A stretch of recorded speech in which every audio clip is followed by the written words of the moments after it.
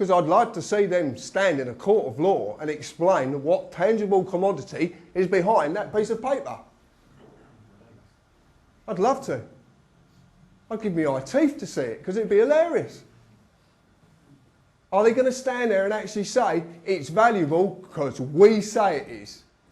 Because that's the truth of the matter.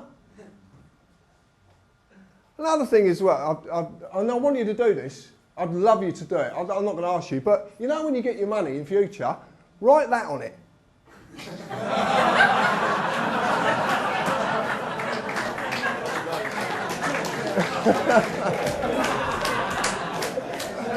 And send it out.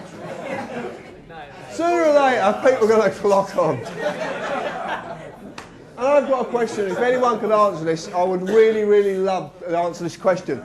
Do you know what that tune plays?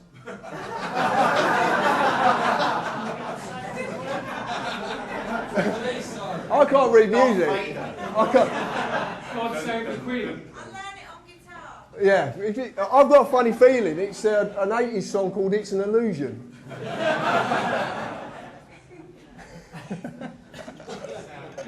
But do it, seriously.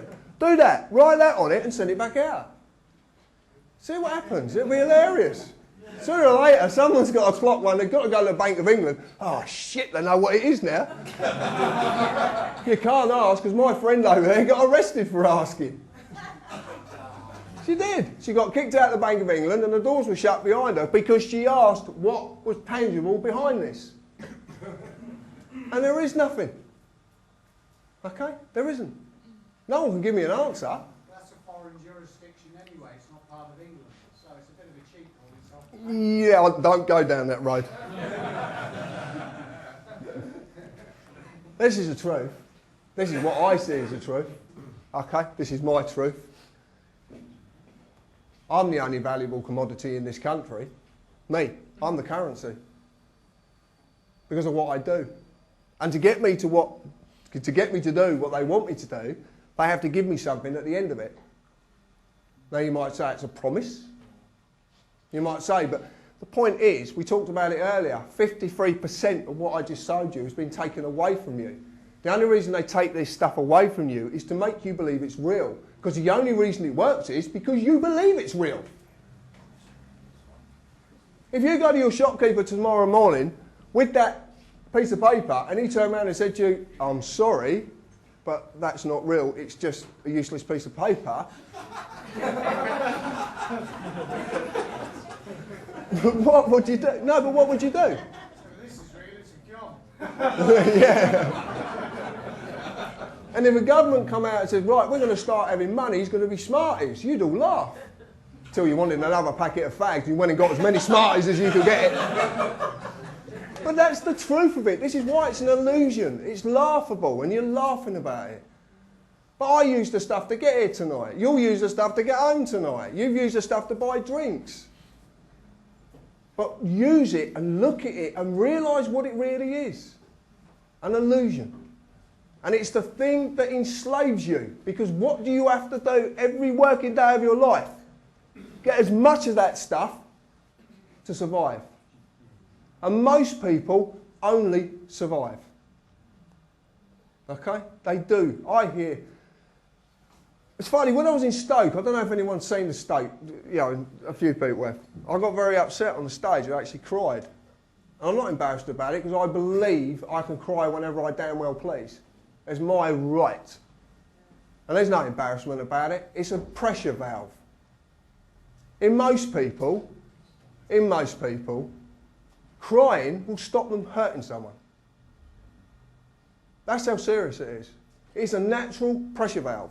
When the pressure gets too much and you can't stand it anymore, that's what kicks in to relieve the pain, to relieve the anguish. And do you know what? Most of the anguish and pain is generated by the product I've just shown. Because that's what it is, a product, an illusion. So next time you look at it, next time you take it out of your pocket, don't think about it because you don't have to. Just realise what it is. And we don't need it. There's a fascinating article on our website.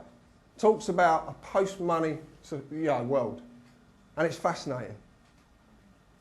So don't believe that you need that stuff. Don't let these people destroy your lives because of this stuff. But this is the truth. The very principles of money, according to the principles, there is nothing there, just a piece of paper. And it enslaves you, and that's what it was created to do. That's what banks were created to do.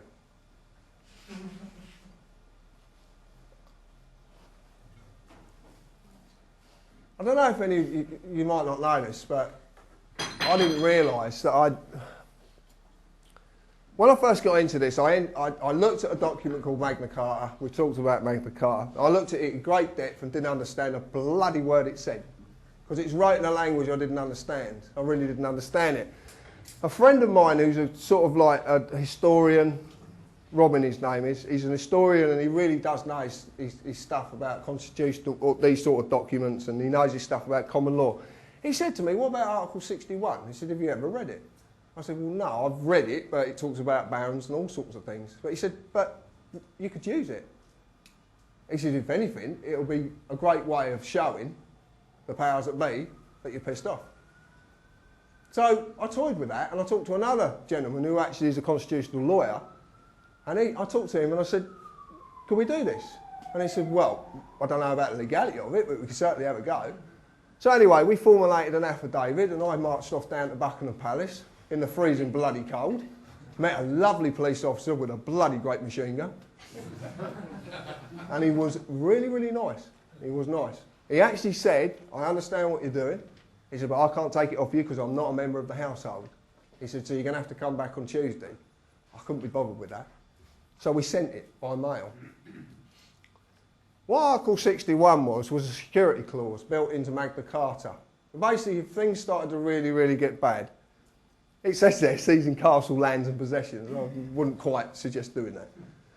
But what it did say is, and it does talk about persons, it is legal, it's a legal document, but what it said to me was that lawful, peaceful hindrance without violence. Okay? And that's the key. Non-violent. Okay? Because if you do this with violence, if you try and sort anything out with violence, violence will only ensue. If you do this peacefully, for once in the history of this world, maybe peace will ensue.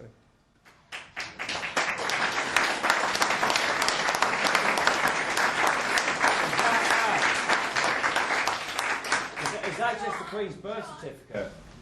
Even if you do it peacefully, and even if you stall by asking questions, can they not do you for obstructing or pervading the course of justice? Not if there's enough. Not if there's enough. Absolutely right. Yes. How many truncheons have you got? The point is, right, the point is, right, I'm going to tell you something, and the people, this is why I was told the other night, because I'm very disturbed, and I'm going to tell you something, right? I spent a year in an asylum when I was 14 years old. Hill End. And we're listening to you. Yeah.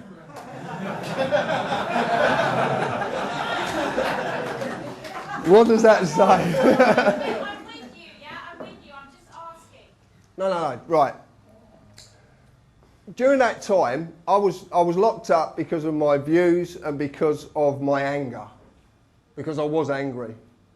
Incredibly angry. And I didn't know what at. That was the point. And up until about 6 months ago, I still didn't realise. So I'd spent 41 and a half years of my life not knowing why I was angry. And I still didn't really understand this anger thing. I didn't understand it. Then I suddenly realised that all through my life, what had actually happened was that my mind was tormenting me. And the only way to actually stop it tormenting me was to stop thinking. And when I said earlier about it takes a lifetime of practice, it's one of the hardest things you could possibly do. But when you do, anything bad that's happened to you in your life, you suddenly realise why it happened to you. Because you're opening up something that allows you to realisation to set in. Because all you ever do if you think is go around in circles. Because that's all I used to do. Now I don't know what's going to happen in the future. I can't predict it. Because as far as I'm concerned, there is no future. And there is no past. There is only now. And for whatever reason, it's brought me here, and for whatever reason, you're sat there listening to a tattooed carpenter.